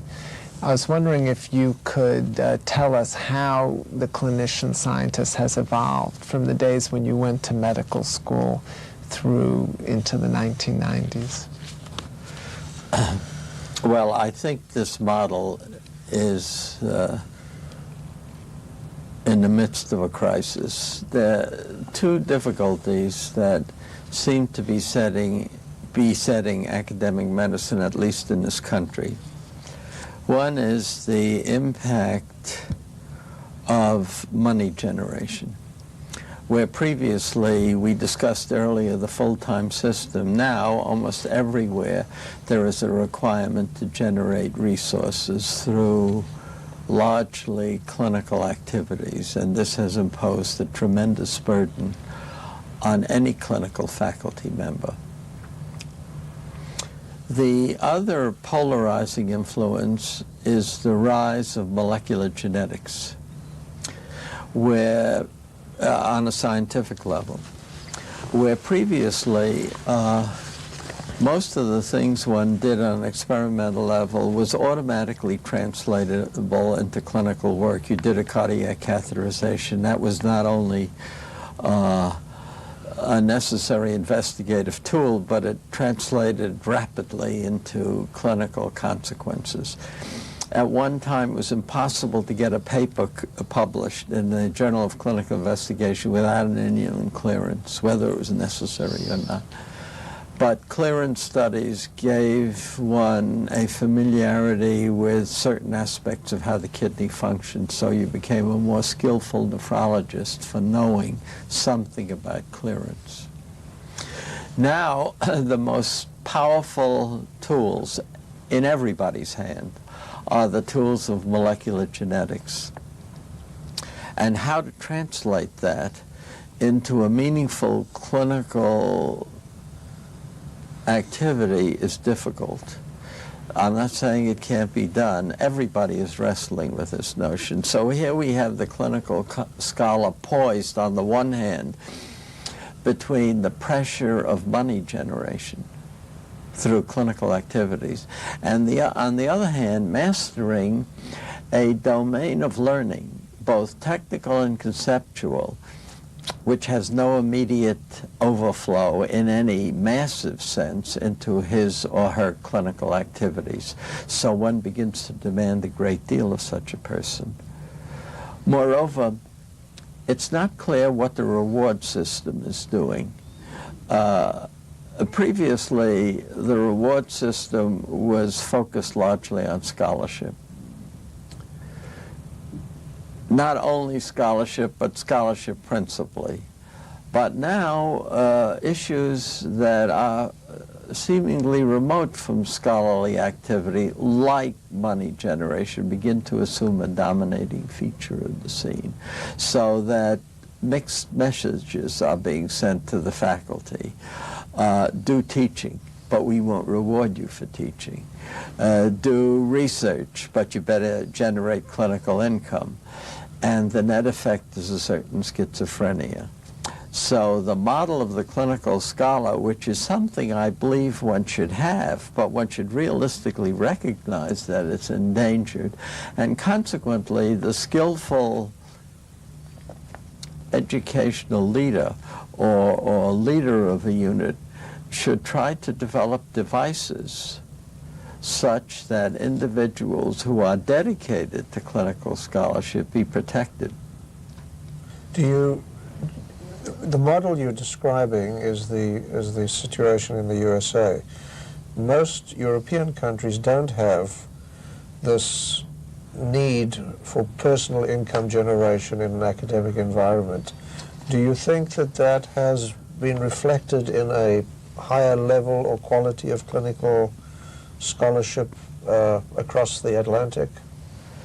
Well, it's often been said that American academic figures are not clinically as skillful as their European counterparts. That's not been my experience. You would be in a better position to judge, having worked both in the United States and in London. But that's not been my experience. I have been elsewhere, and I think that varies with talent. Some people are very skillful and others less so.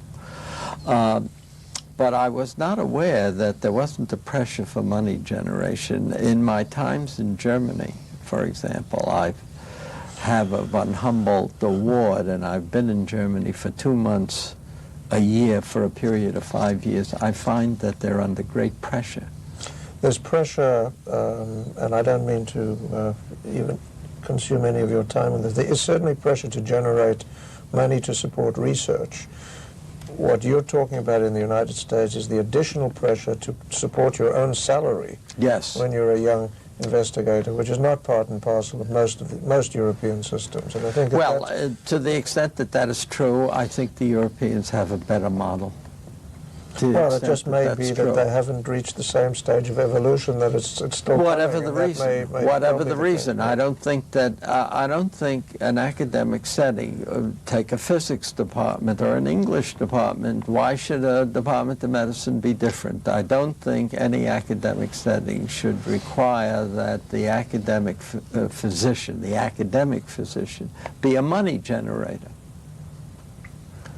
And that wasn't the case until relatively recently.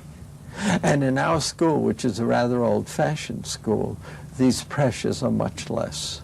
In other words, we get support from private resources, from the state, and so forth, which allow for a rather, I would guess, generous underpinning of salary structures.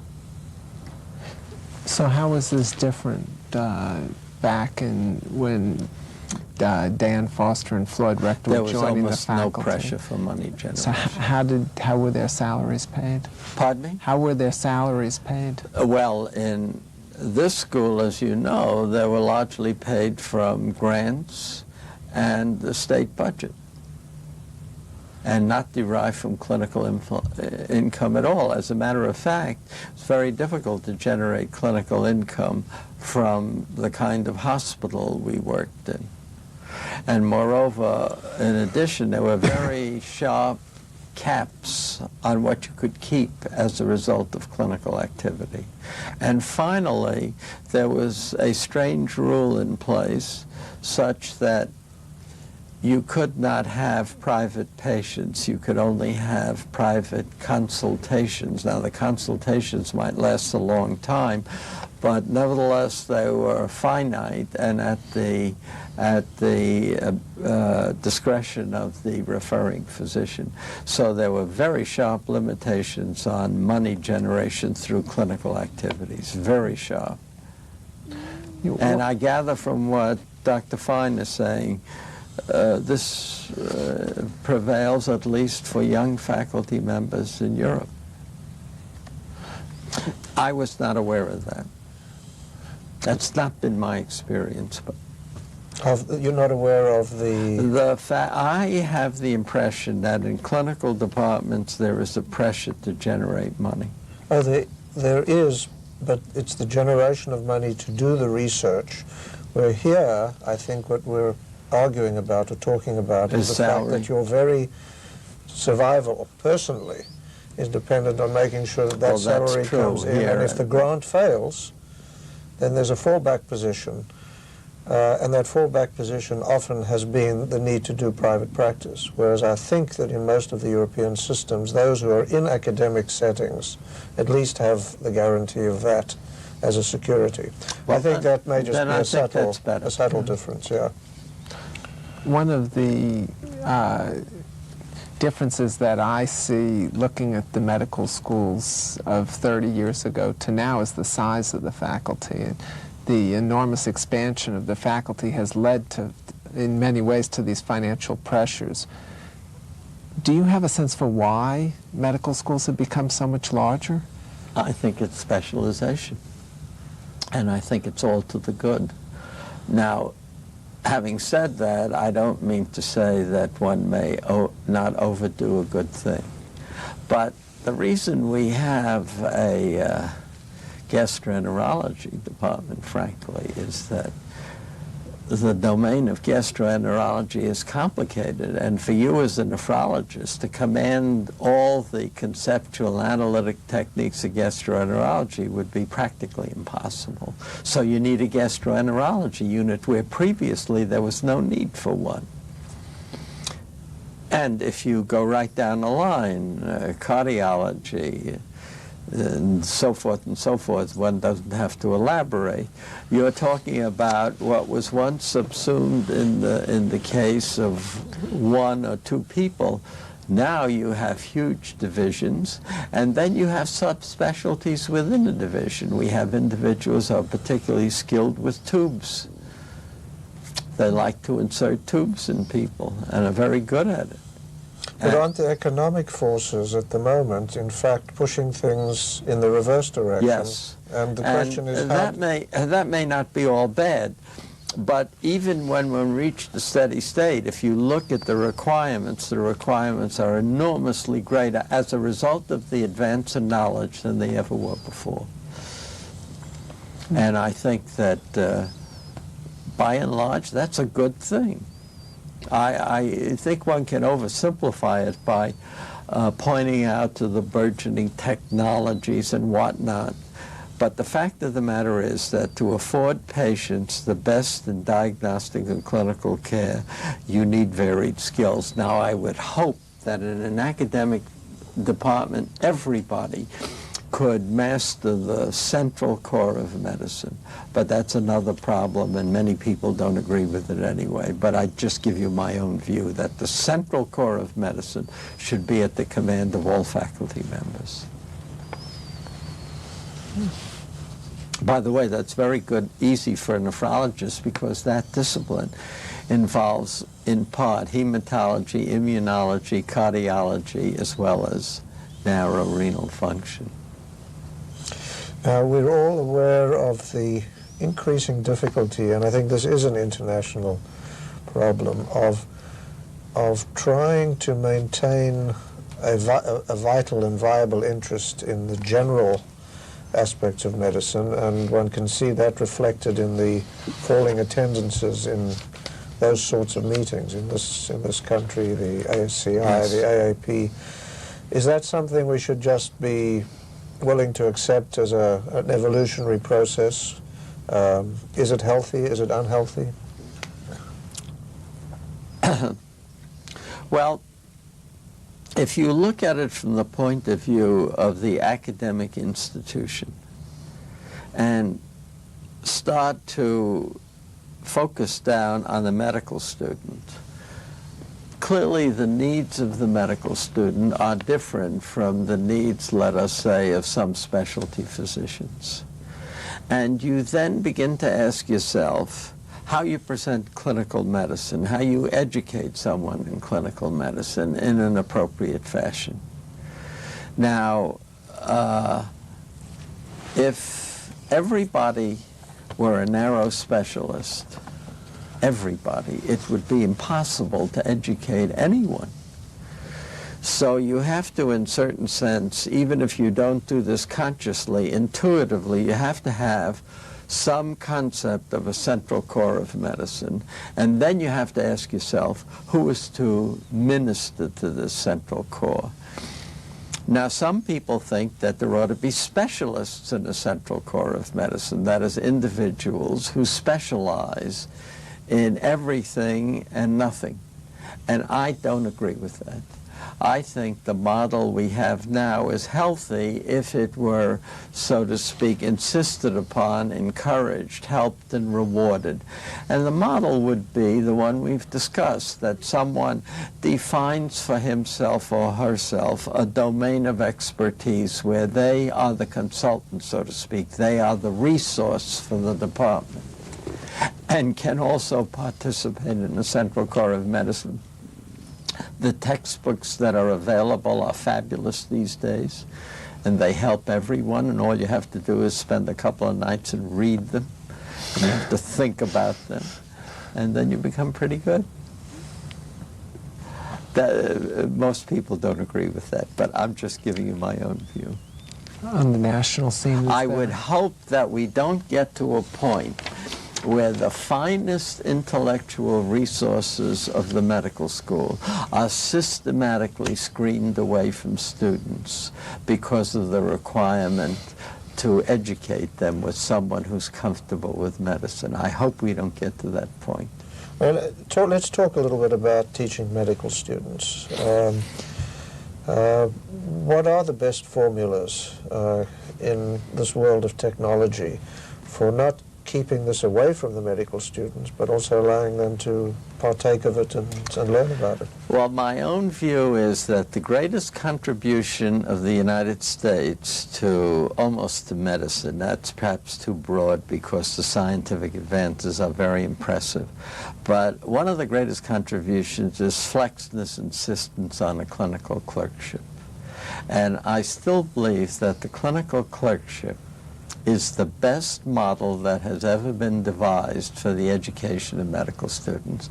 And it doesn't necessarily involve computers, and it doesn't necessarily involve access to the National Laboratory, but it involves the model of someone intensely interested in medicine, bringing the finest biomedical science to bear and encouraging students to read about it and get excited about it and think about it. And I would say that the preservation of this model requires certain structural things, and this gets complicated. It requires a general medical ward, at least something resembling a general medical ward, and that conflicts with other pressures. It requires someone who knows something about medicine, and that conflicts with things. So just to give the model, it doesn't solve the problem, but in a nutshell, if you ask me what the real requirement for educating a medical student, I would say it would be a vigorous clinical clerkship. What have you observed in your travels in Europe, in Asia, in terms of medical student education? Well, in many places, in Europe in particular, medical student education is very formalized in terms of lectures.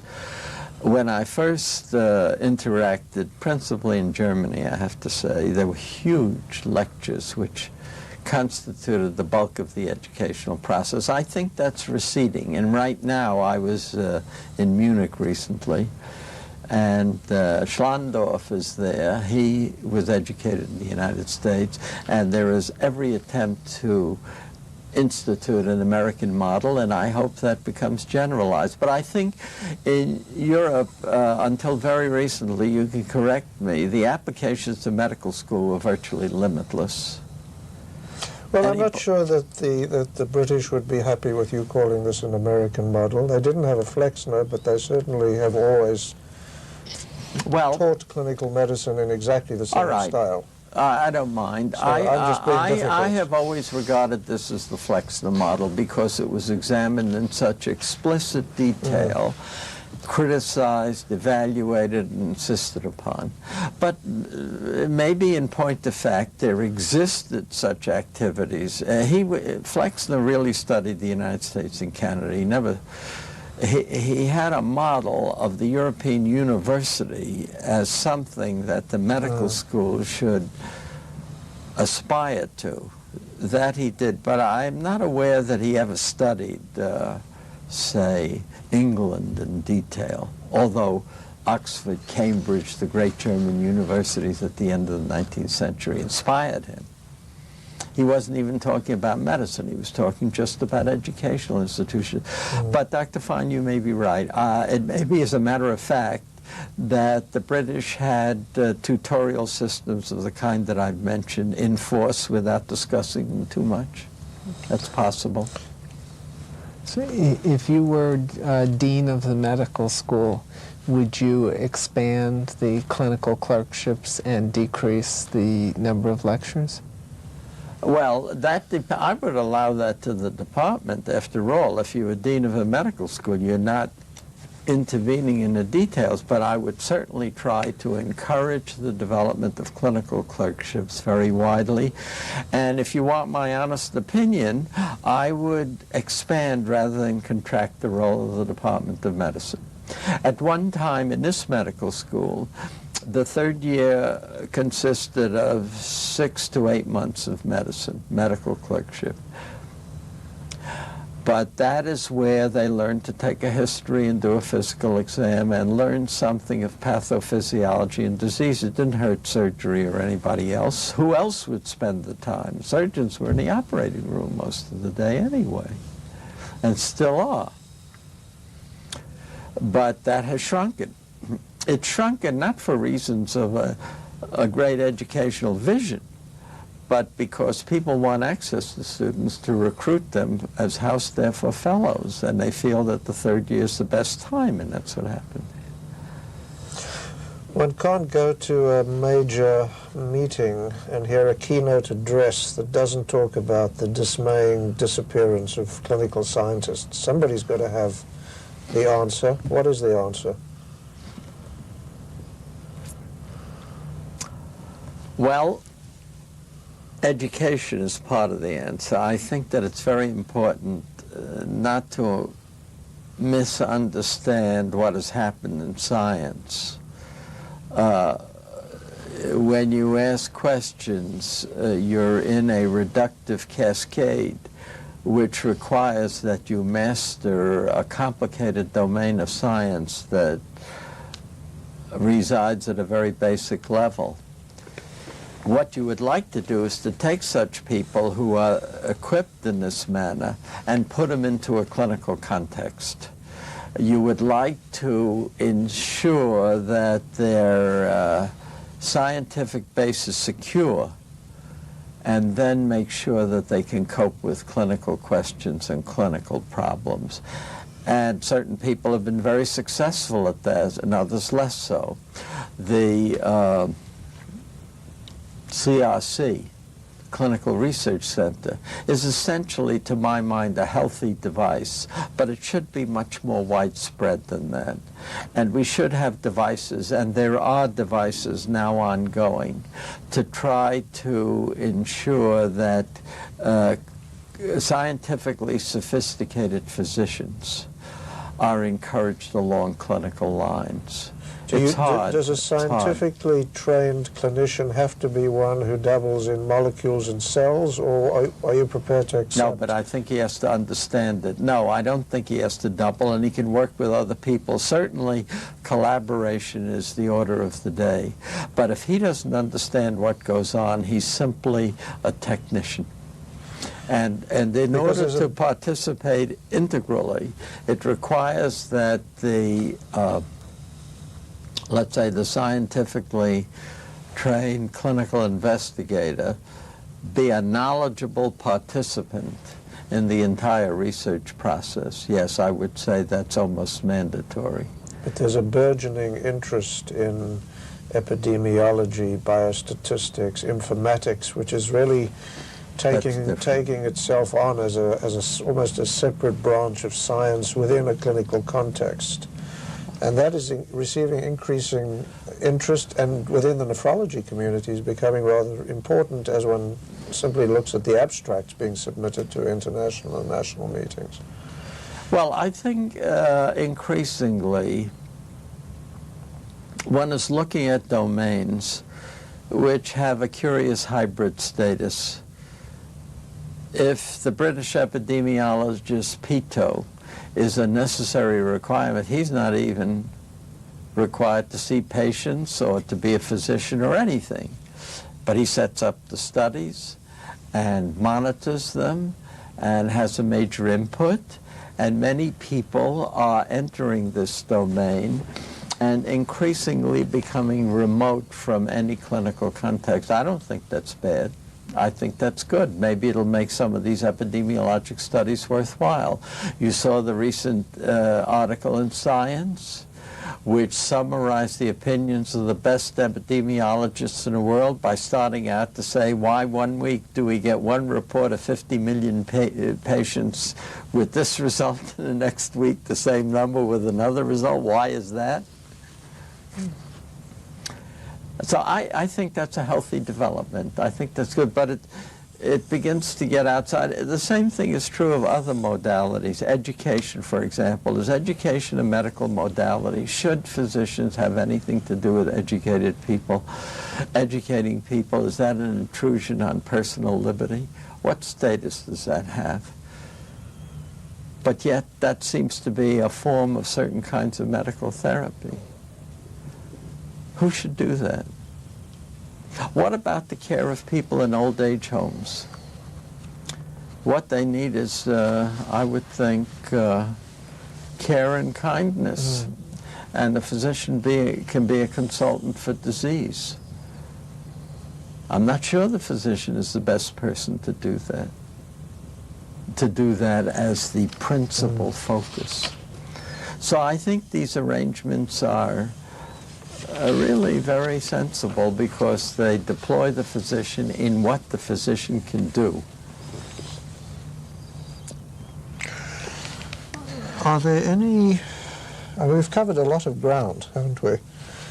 Are there any issues, points, ideas that you think we should have touched on that we haven't? Anything that you feel passionately about at the moment? Feel passionately about? Well, if I were to take one feature, I would say that a society should look very carefully at what it expects of a university, including their biomedical school, and come to some conclusion as to what its role is. I have always thought that the role of the medical school, like the rest of the university, is to develop a program, the successful completion of which is acknowledged by a university degree, the MD degree. That's its principal role.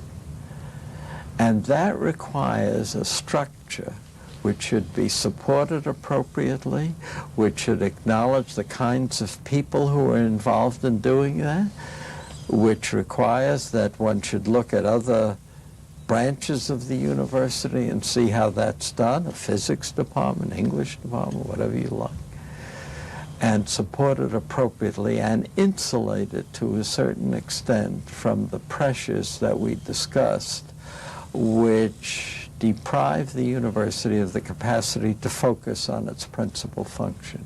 Now, I realize that that conflicts with certain economic imperatives and the like, but at least the model should be there so that one thinks about it and tries to develop institutional devices to help. After all, if it's true that the healthcare system consumes $1 trillion a year, the fraction that is used for education and research is almost vanishingly small. If it were any business, we're told about 6% is put aside for development. We should have a certain sensible amount put aside to insulate the university against the impact of some of these requirements. There are very few voices speaking for the integrity of the academic community in the university. People are embarrassed with especially in the United States, with the neglect of some 50 million people without health insurance, with inadequate health insurance elsewhere, with complaints about HMOs and the competitive environment. That seems to consume everybody's attention, and it should. I'm not against that. But lost in this shuffle is the notion of what the university does. We exercise an absolute monopoly over the entrance of physicians into the healthcare system. The only way you can get in is to get an MD. I'm talking about physicians, an MD degree, and the only people who grant it is universities. There should be a careful thought of what we expect. Dr. Seldin, what fascinates you about nephrology? Well, many people become interested in an area of medicine because of its, let's say, curative powers or its capacity to mitigate suffering. And I think these are all noble ideals. And I believe that any physician who takes care of patients must have that in the forefront of his or her mind. But underlying that, there are certain specific features of nephrology which fascinates me. And that has to do with the role of the kidney in its homeostatic function, in controlling the internal environment, how feedback systems operate to maintain constancy, how in the face of salt deprivation, salt depletion is prevented, how in the face of salt excess, salt overload is prevented. How does the kidney deploy various signals and various intrinsic mechanisms to regulate these processes? And they're very pervasive. They go all the way from cardiac function to hypertension to electrolyte composition and the like. And I personally think that the explanatory and reductive principles that are developing in nephrology are extremely powerful, more so than in almost any other discipline I can think of. So that one can say a great deal about acid-base balance by understanding the accumulating laws, and one can trace this back to specific transport systems. And then the interaction of how one system influences the net effect becomes utterly fascinating. One isolates a transporter and sees its effect, and it's never reflected in the urine, so that obviously other transport systems contribute. And then the aggregate of these functions is obviously controlled with immense precision, so that the whole manner in which the kidney functions as a regulatory organ, responding to the internal environmental signals, is fascinating. And that is why I think the role of volume is such a central question in nephrology. Nobody's interested in it because it's very hard to define the signals. But what we have done now, what renal physiology has done, is define more and more mechanisms and transporters which respond to signals in various ways. But it's quite clear that the organism is so set up to protect certain vital functions, of which one of the most critical is the circulation of the blood. And that there's a complex array of innumerable transporters and innumerables which are designed to maintain and protect it. And it's the unraveling of this system that fascinates me most. And I must say that in recent years, the executors, the renal transporters which are involved, have been enormously elucidated. That progress has been immense. But what controls them, how they're controlled, and how they feed back their answers is much more elusive. And yet the whole system is absolutely fascinating, and I think that that's one of the great areas of renal function.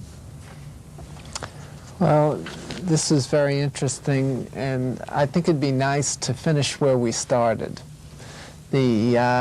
And by posing this question, if you were to meet a young high school or college student who was interested in a career as a poet or a philosopher, would you advise him to consider a career in medicine? I would.